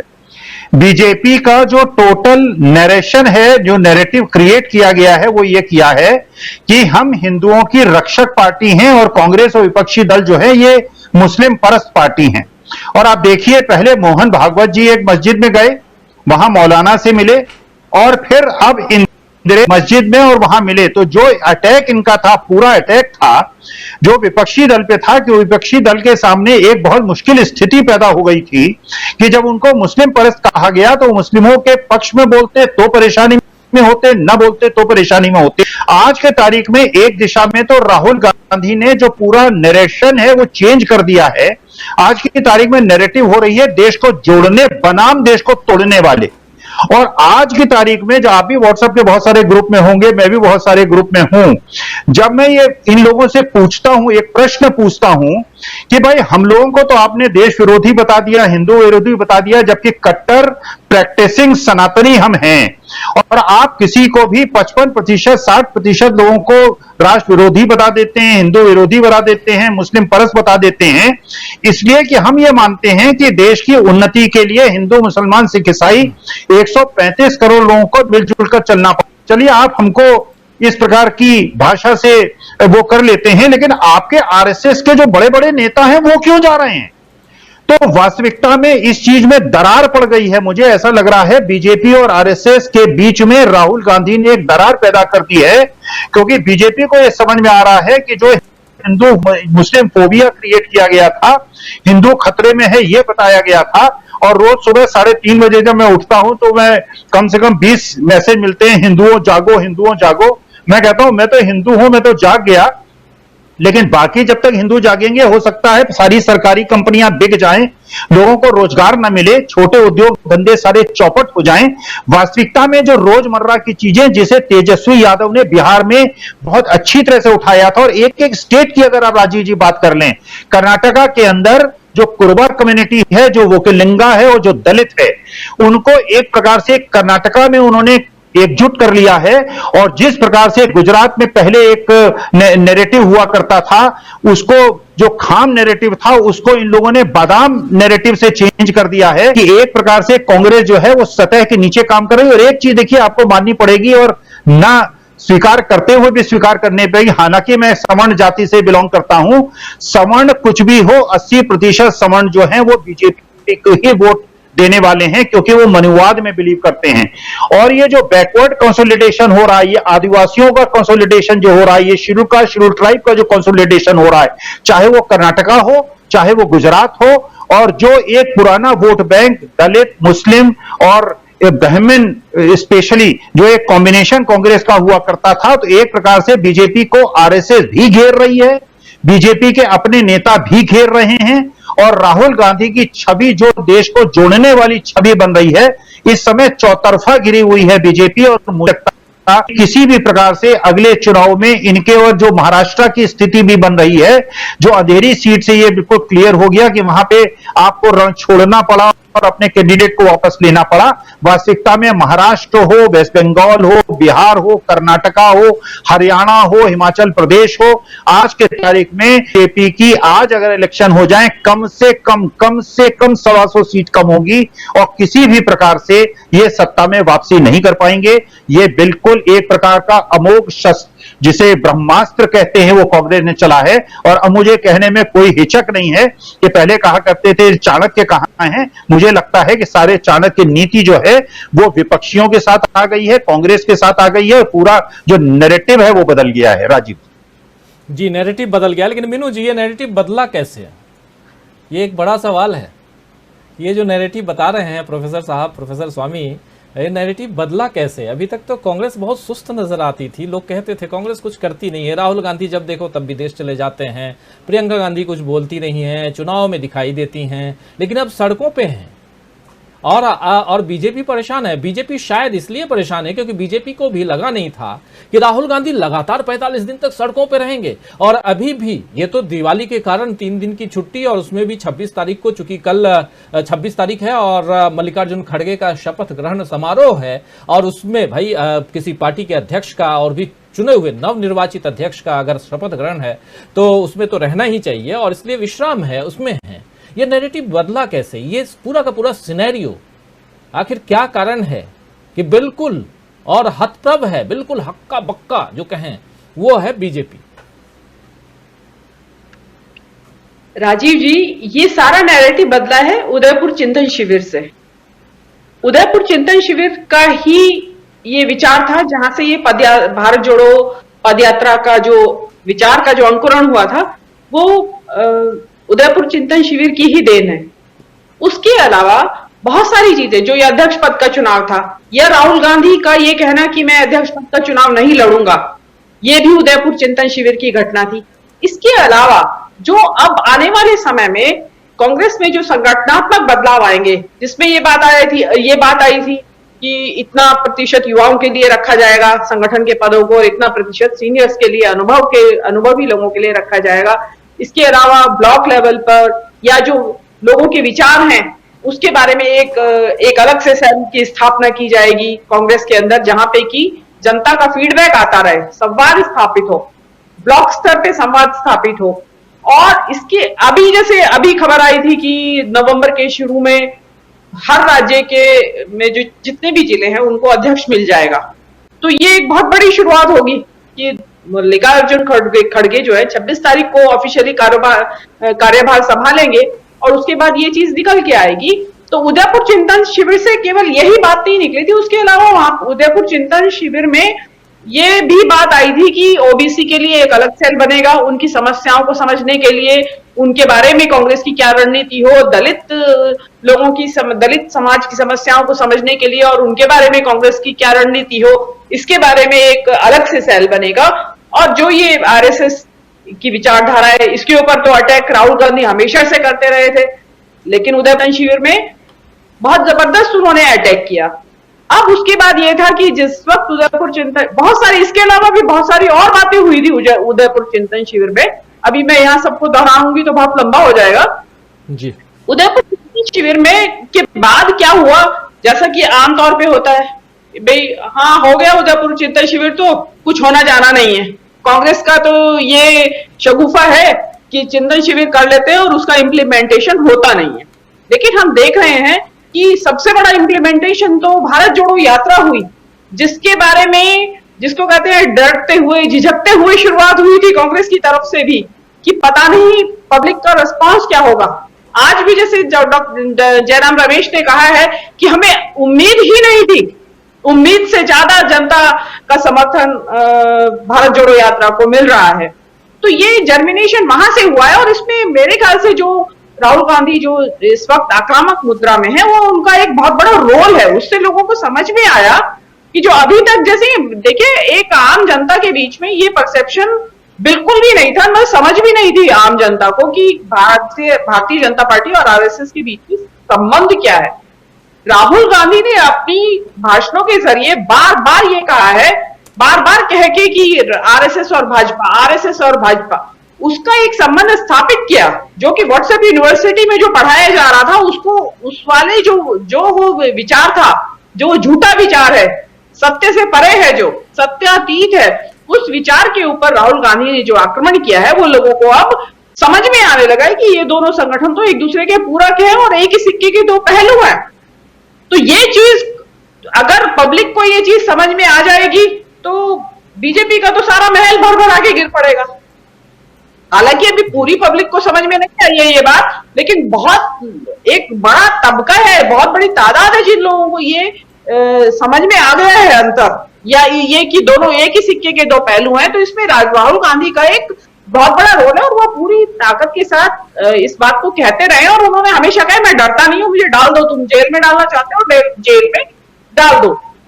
तो वो चीज, जब आदमी सामने से खड़ा हुआ, आपको बंदा धमकी, वो चुनौती दे रहा है कि आप मुझे डाल दीजिए जेल में, जो जेल जाने से डर ही नहीं रहा है, तो आप उसको जेल में डाल के कर क्या लेंगे। उल्टे एक जो जन सैलाब इस वक्त राहुल गांधी के पीछे चल रहा है, तो हो सकता है जिस जेल में आप डालोगे वहीं उसी के बाहर दुनिया भर का वहां लोगों का धरना प्रदर्शन शुरू हो जाए। तो वो ये चीज जो है, ये चीज जो राहुल गांधी का जो जिस धमक के साथ वो चल रहे हैं, आप ये देखिए ना, ये इस टाइम भी जो आपके स्क्रीन पे चल रहा है उसमें भी बहुत आत्मविश्वास से लबरेज है। तो वो चीज बीजेपी को डराने वाली है और डराना भी चाहिए। इसके साथ साथ क्या हो रहा है, इसके साथ साथ जो दो राज्यों के चुनाव हो रहे हैं वहां पे भी स्थिति डावाडोल है भाजपा की। आप ये मत समझिए कि गुजरात और हिमाचल में अभी कुछ खबरें बाहर नहीं आ रही है तो ये कि सब कुछ वहां सब कुछ गुडी गुडी है या बीजेपी की 100 सीट से ऊपर आएंगी, कोई संभावना नहीं है। आज भी कांग्रेस के जो जगदीश ठाकुर है वो कह रहे थे कि बीजेपी को खुद उम्मीद नहीं है आज 70 से ऊपर सीट आ जाए। तो अगर मैं तो अभी भी यही कहती हूँ कि 99 सीट से अगर 90 सीट पे भी अगर कांग्रेस ये बीजेपी आ जाते हैं गुजरात में, तो मोदी जी का तो जादू तिलिस्म टूट के टुकड़े टुकड़ा होके ध्वस्त हो जाएगा। मोदी जी 2002 में जब आए थे, तब उन इलेक्शन हुए थे जो विधानसभा के, तब उनके पास 127 सीटें जीती थी उन्होंने। उसके बाद से जितने भी इलेक्शन हुए हैं 4 या 5 विधानसभाओं के, लगातार सीटों की संख्या गिरती जा रही है और वो अल्टीमेटली 2017 में 99 पे आके थम गई थी। तो इस वक्त तो बहुत सारे कारण इकट्ठे हो गए हैं। 2017 में तो मोदी जी नए नए आए थे, जब तक तो लोगों को नई नवेली दुल्हन लग रहे थे कि 100 उसकी 100 गलतियां माफ। लेकिन अब तो मोदी जी की सारी मुट्ठी जो बंद थी ना, वो खुल गई है, खाक हो गई है मुट्ठी बिल्कुल। अब जनता को असलियत पता चल गई है कि ड्रामेबाजी और नौटंकी के अलावा कुछ नहीं है इसके पीछे जो सामने दिखाई दे रहा है।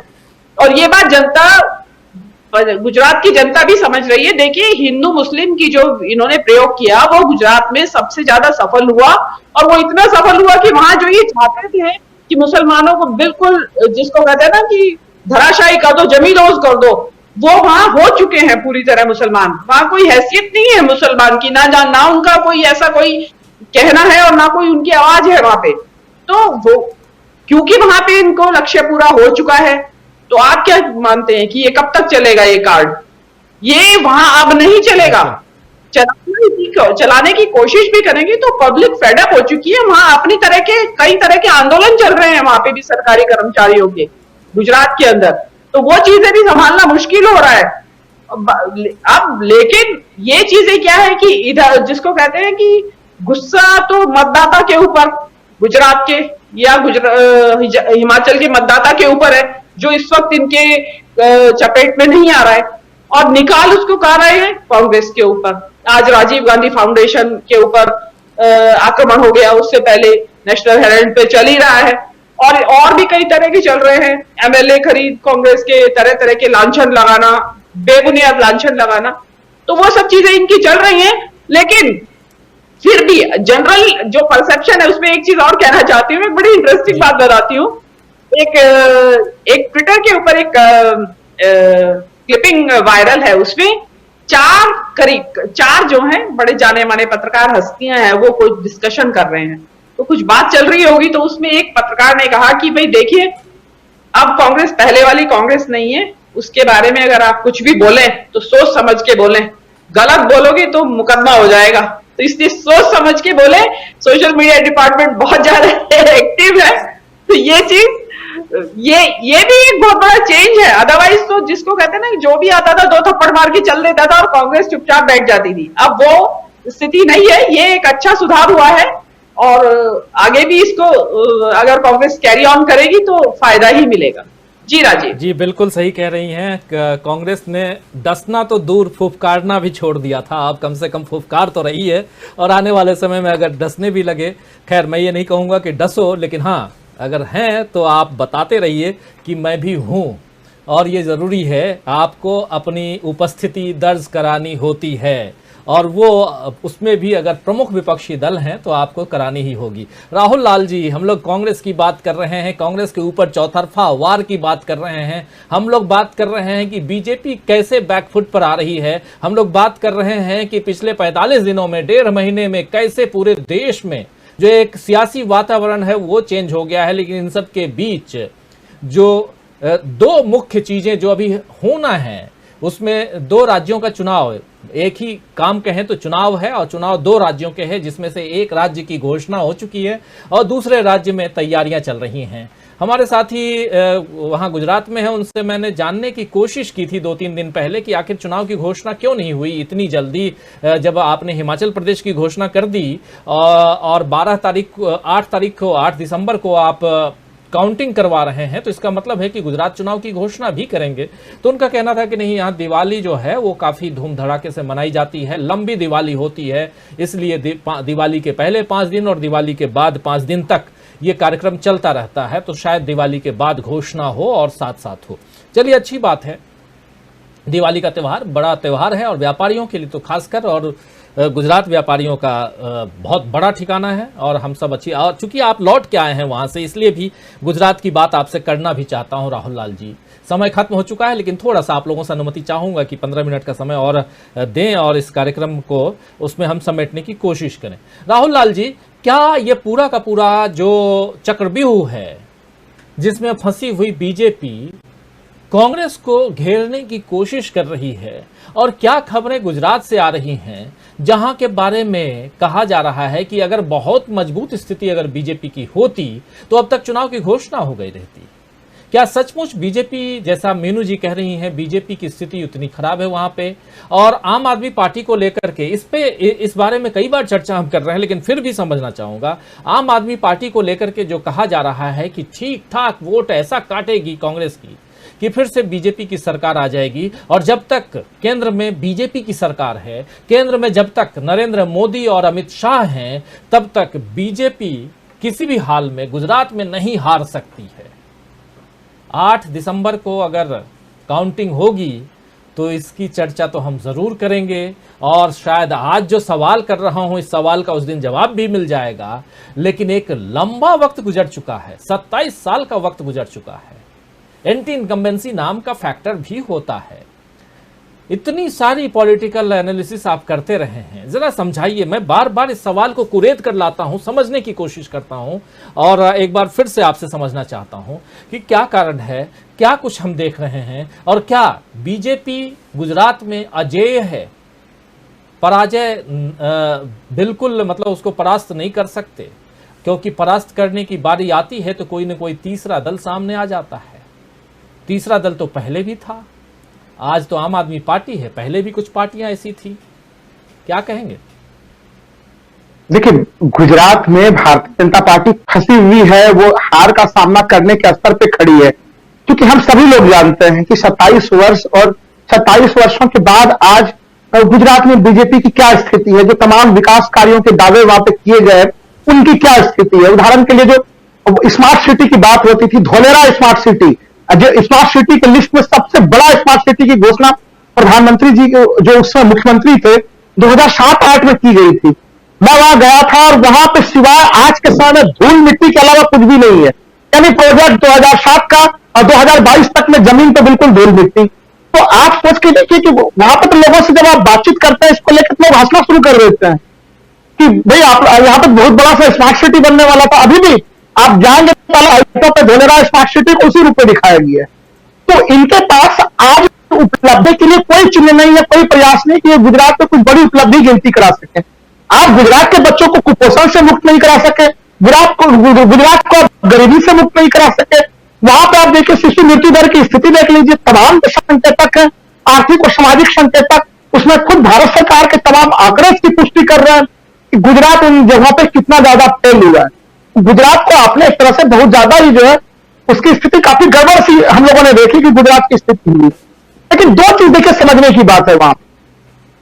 अभी आप देखिए, अगर नवरात्र का जब पूजा संपन्न हुआ तब भी वहां पे एक सांप्रदायिकता को जानबूझ के खड़ा करने का प्रयास किया गया, और अभी जब दीपावली का त्योहार है, ये पवित्र त्योहार है, तब भी वहां पे इसको खड़ा करने का प्रयास किया गया। मैं लाइन ये बिल्कुल होशो आवाज में बोल रहा हूं इसलिए कि 2002 के दंगे के 20 साल बीत चुके हैं, 2022 का समय आ चुका है। तो उसको लेकर जो समाज में पोलराइजेशन होना चाहिए, आज का गुजरात उस पोलराइजेशन को अस्वीकार कर रहा है। उस पोलराइजेशन पॉलिटिक्स से गुजरात बाहर आ चुका है। तो जब वो बाहर आ चुका है तो उसमें आप जबरन इंजेक्शन लगा रहे हैं। आप वो नवरात्र के समय में भी लगाते हैं और आप दीपोत्सव के पवित्र त्योहार के समय में भी लगा रहे हैं। तो ये कुछ वैसी स्थितियां, देखिए कई लोगों से मेरी बातचीत हो रही थी, बीजेपी के लोग खुद ही कह रहे हैं कि हिमाचल पे तो हम लोगों ने ध्यान देना बंद कर दिया है। और आम आदमी पार्टी का भी आप देखिए, मैंने हिमाचल में जो भी संसाधन लगाए हुए थे वो सारे रिसोर्सेज आम आदमी पार्टी भी उठा के सबके सब गुजरात ले गई है। और बीजेपी ने, चूंकि अभी सही कह रही थी यहां पे कि वो कैसे बीजेपी इस तथ्य को स्वीकार करे कि जिस गुजरात मॉडल के नाम पे 2014 में पूरे देश भर में उन्होंने झंडा बुलंद किया था, उस गुजरात का हारना कैसे स्वीकार करे।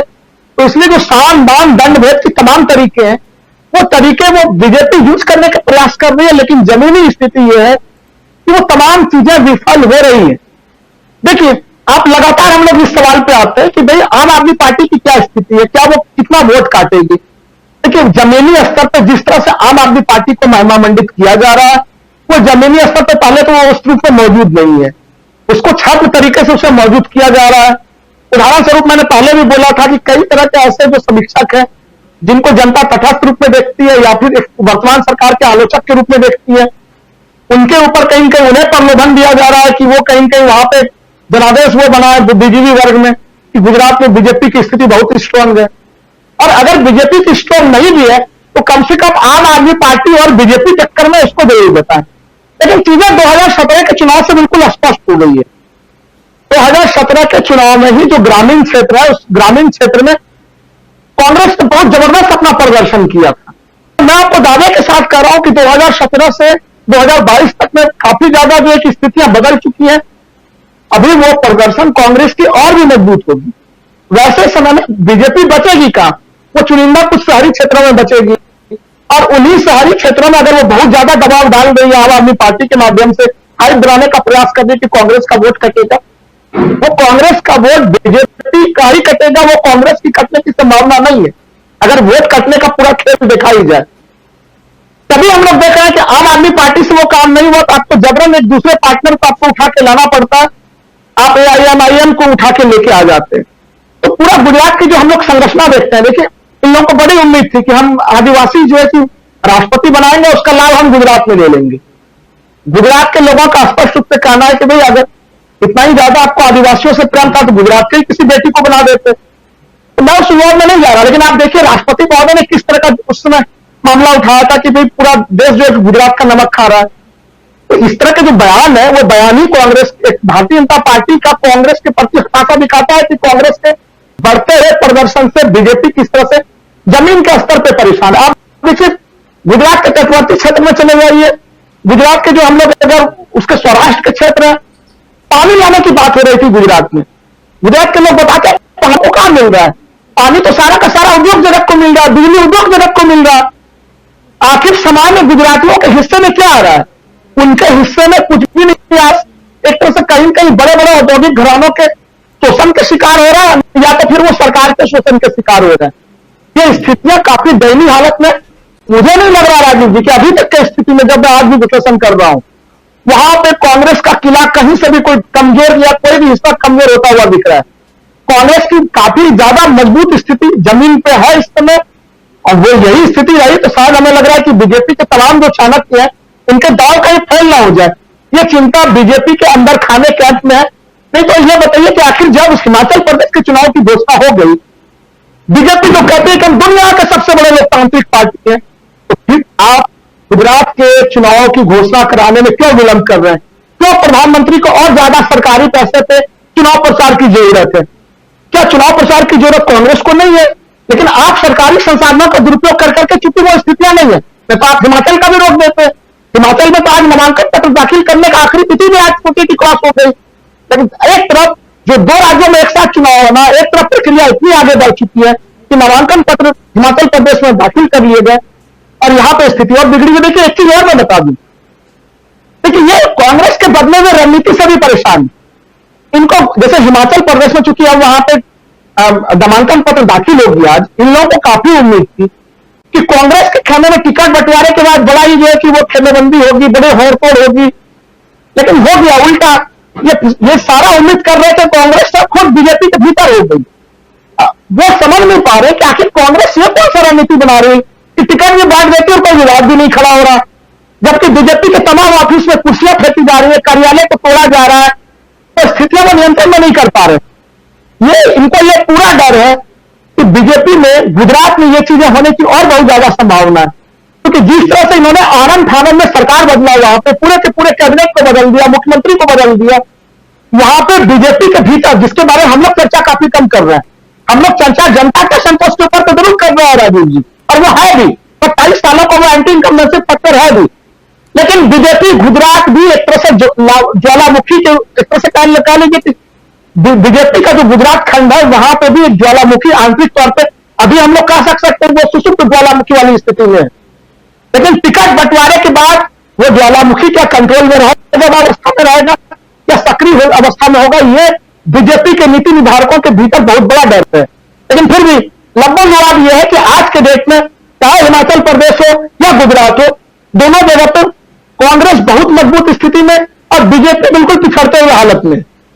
जी, पिछड़ती हालत में है। लेकिन सुनील शुक्ल जी, आपको क्या लगता है, दोनों अगर देखें, क्लोजिंग कमेंट चाहूंगा आपसे, समय भी खत्म हो चुका है, हिमाचल और गुजरात की अगर बात करें तो क्या दोनों में कांग्रेस की स्थिति मजबूत दिखाई दे रही है? क्योंकि इसलिए कांग्रेस की बात कर रहा हूं क्योंकि दोनों आमने सामने लड़ रहे हैं।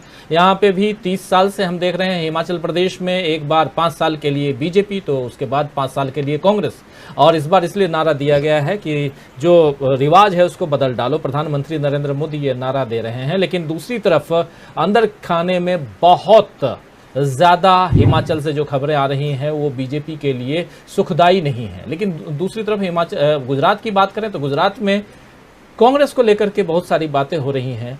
क्या कांग्रेस को अगर देखा जाए तो आपके नज़रिए से गुजरात और हिमाचल, थोड़ी सी चाहता हूं कि इस पे आप अपनी बात रखिए। राजीव जी, किसी भी राजनीतिक दल के ताकत का अनुमान चुनाव परिणाम आने से पहले इस आधार पर ही लगाया जाना चाहिए कि वह अपनी राजनीतिक गतिविधियों को चुनाव के मद्देनजर कैसे संचालित करती है। अगर गुजरात में भारतीय जनता पार्टी ने अपनी सरकार के मुख्यमंत्री से लेकर के उप मुख्यमंत्री तक बदल दिए, तो क्या यह बिना वजह है? क्या गुजरात में चुनाव घोषणा करने में हो रही देरी, जानबूझ के किए जा रहे विलंब, क्या इसका कोई मतलब नहीं है? चुनाव की पूर्व संध्या पर ही विभिन्न तरह के निवेशकों के सम्मेलन, बड़े अंतर्राष्ट्रीय सम्मेलनों का आयोजन, अंतर्राष्ट्रीय डिग्नेटरीज को राज्य में आमंत्रित करने के आमंत्रित किया जाना और उसमें सम्मानित प्रधानमंत्री की उपस्थिति और उनका लोक प्रदर्शन, क्या यह बेमाने है? इसका कोई मतलब नहीं है? यह क्या उद्देश्य नहीं है? अपने उम्मीदवारों की घोषणा में विलंब, क्या यह इसका कोई राजनीतिक अर्थ नहीं है? ऐसे राजनीतिक दलों को प्रोत्साहित किया जाना और उनको चिन्हित किया जाना और उनको ताकतवर दिखाया जाने की राजनीतिक कोशिश, संगठनात्मक कोशिश सत्तारूढ़ दल द्वारा, जिनका कोई राजनीतिक वजूद नहीं है, क्या इसका कोई राजनीतिक माने नहीं है? इस आधार इसका मूल्यांकन नहीं किया जाना चाहिए।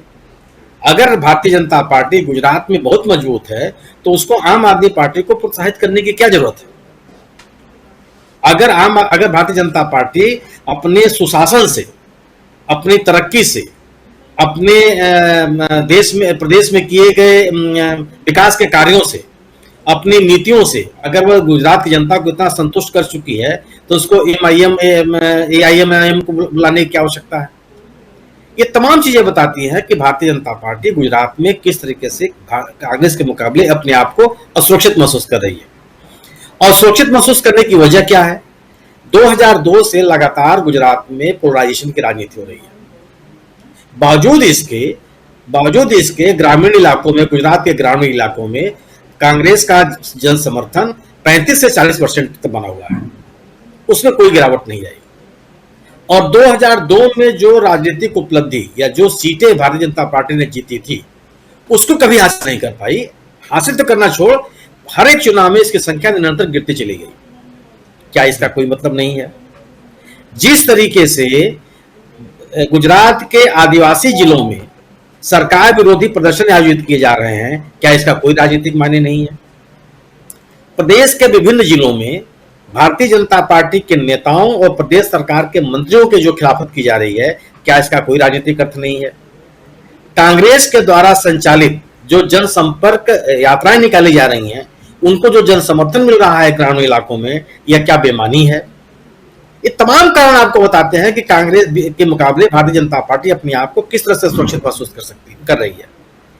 आप समाज को किसी आधार पर बांट लीजिए, आप जात पे बांट लीजिए, धर्म पे बांट लीजिए, वर्ग पे बांट लीजिए, अमीर गरीबी बांट लीजिए, हर व्यक्ति को सुशासन चाहिए।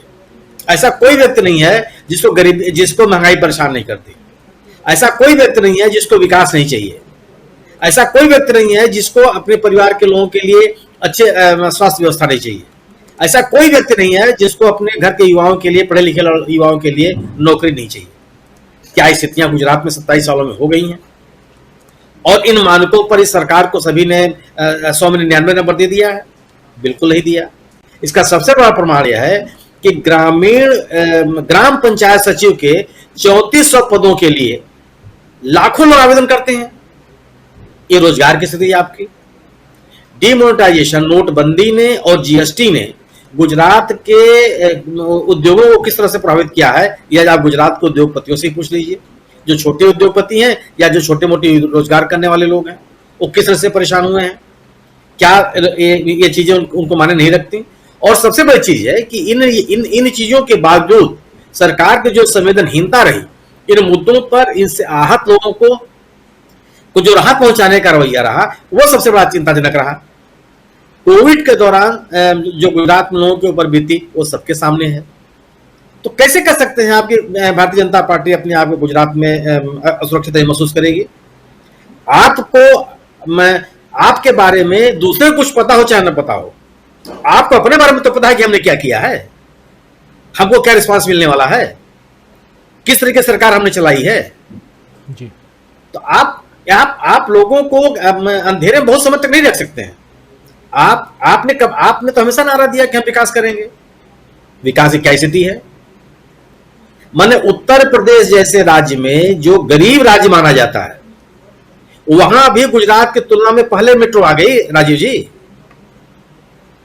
उतने संसाधन को उत्तर प्रदेश के पास नहीं है जो गुजरात में है, और आप एक ही मेट्रो का 2-2 बार शिलान्यास करते हैं। अंतिम समय पर एक किस तरह का प्रोजेक्ट आप ले आते हैं लोगों को आकर्षित करने के लिए। पिछली बार एक पानी में जहाज उतरा था, पता नहीं इस बार कौन सा जहाज उतरेगा। कुछ ना कुछ तो होगा ही होगा। बड़ौदा जैसे शहर में, जो एक बहुत ही प्रगतिशील शहर है, विकसित शहर है, ढंग के लोग वहां रहते हैं, वहां अगर आज की तारीख में दंगा कराने की कोशिश की जाए और सरकार न रोक पावे, यह चिंताजनक है और यह बताता है कि समाज की स्थिति क्या है वहां।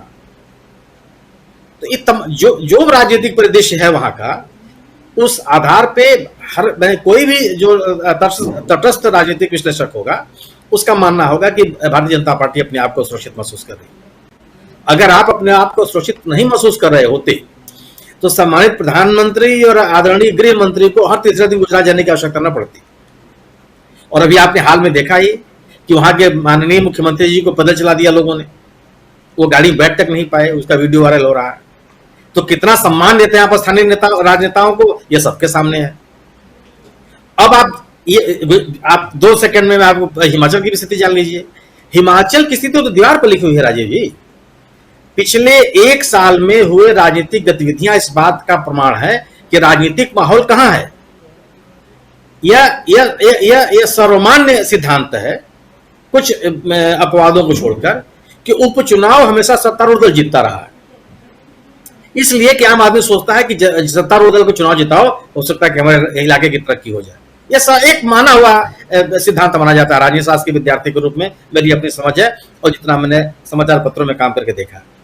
हिमाचल में क्या हुआ, पिछले एक वर्ष में जितने भी चुनाव हुए हैं, चाहे लोकसभा के चुनाव हुए हो चाहे विधानसभा के चुनाव हुए हो, सब भारतीय जनता पार्टी चुनाव हारी है। वहां क्यों हार गई? अगर कांग्रेस इतने ही कमजोर है तो लोग क्यों वोट देने चले गए? और अभी दो और राजनीतिक कार्यक्रम भी आपके सामने हैं। पदयात्रा शुरू होने के पहले राहुल गांधी की अहमदाबाद की रैली और हिमाचल प्रदेश में प्रियंका गांधी की रैली, और इन दोनों रैलियों में लोगों की सहभागिता इस बात का पर्याय है, इस बात का प्रमाण, पुख्ता प्रमाण है कि आम आदमी भारतीय जनता पार्टी के विकल्प के रूप में कांग्रेस को देख रही है।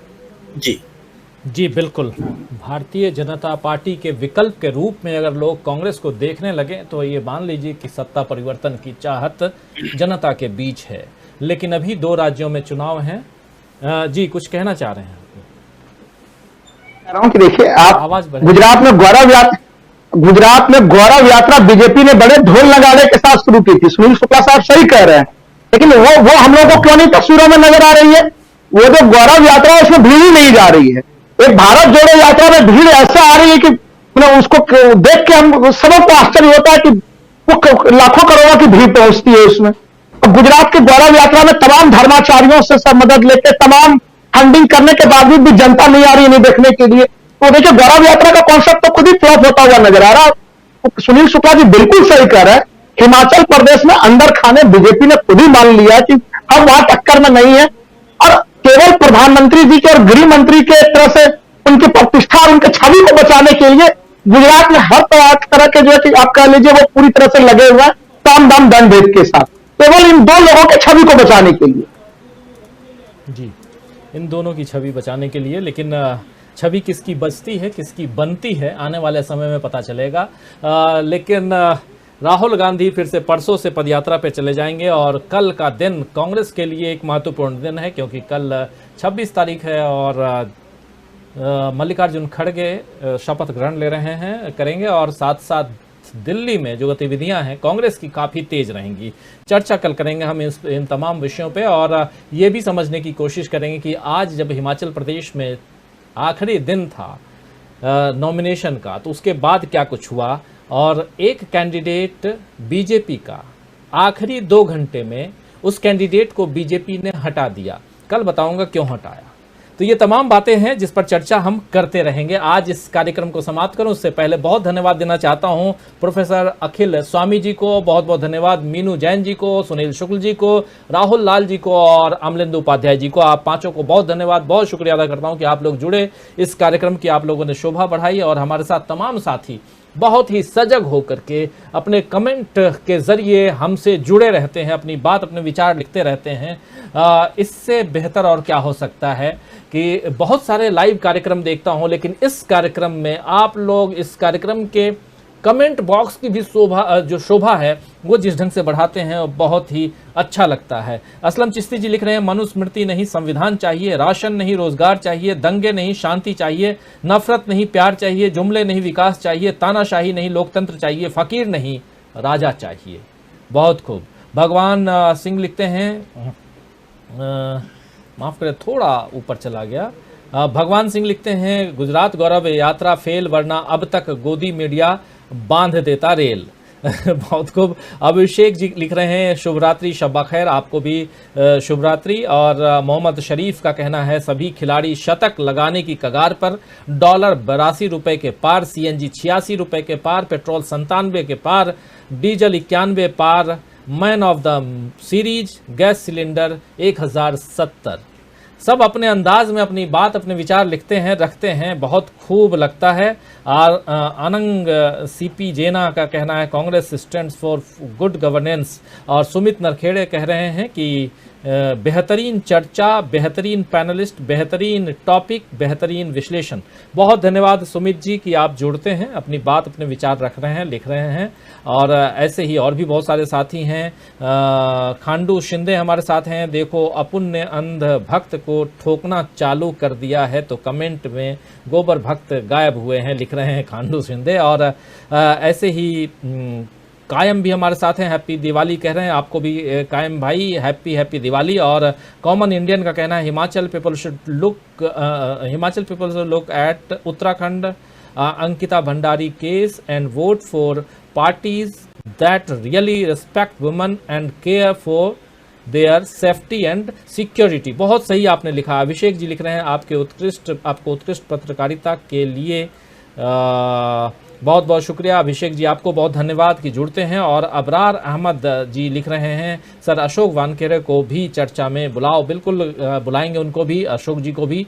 जगमोहन सिंह कह रहे हैं एक कवि ने कहा है आपके वज़्म के बाहर भी एक दुनिया है, हुजूर बड़ा जुर्म है ये बेखबरी। बहुत सही लिख रहे हैं जगमोहन सिंह जी। और असलम चिश्ती जी लिख रहे हैं डीबी लाइव एक न्यूज़ चैनल ही नहीं बल्कि अपने आप में जर्नलिज्म की एक यूनिवर्सिटी है। बहुत धन्यवाद देता हूं असलम भाई, इतना सम्मान देते हैं, हौसला अफजाई के लिए बहुत बहुत धन्यवाद।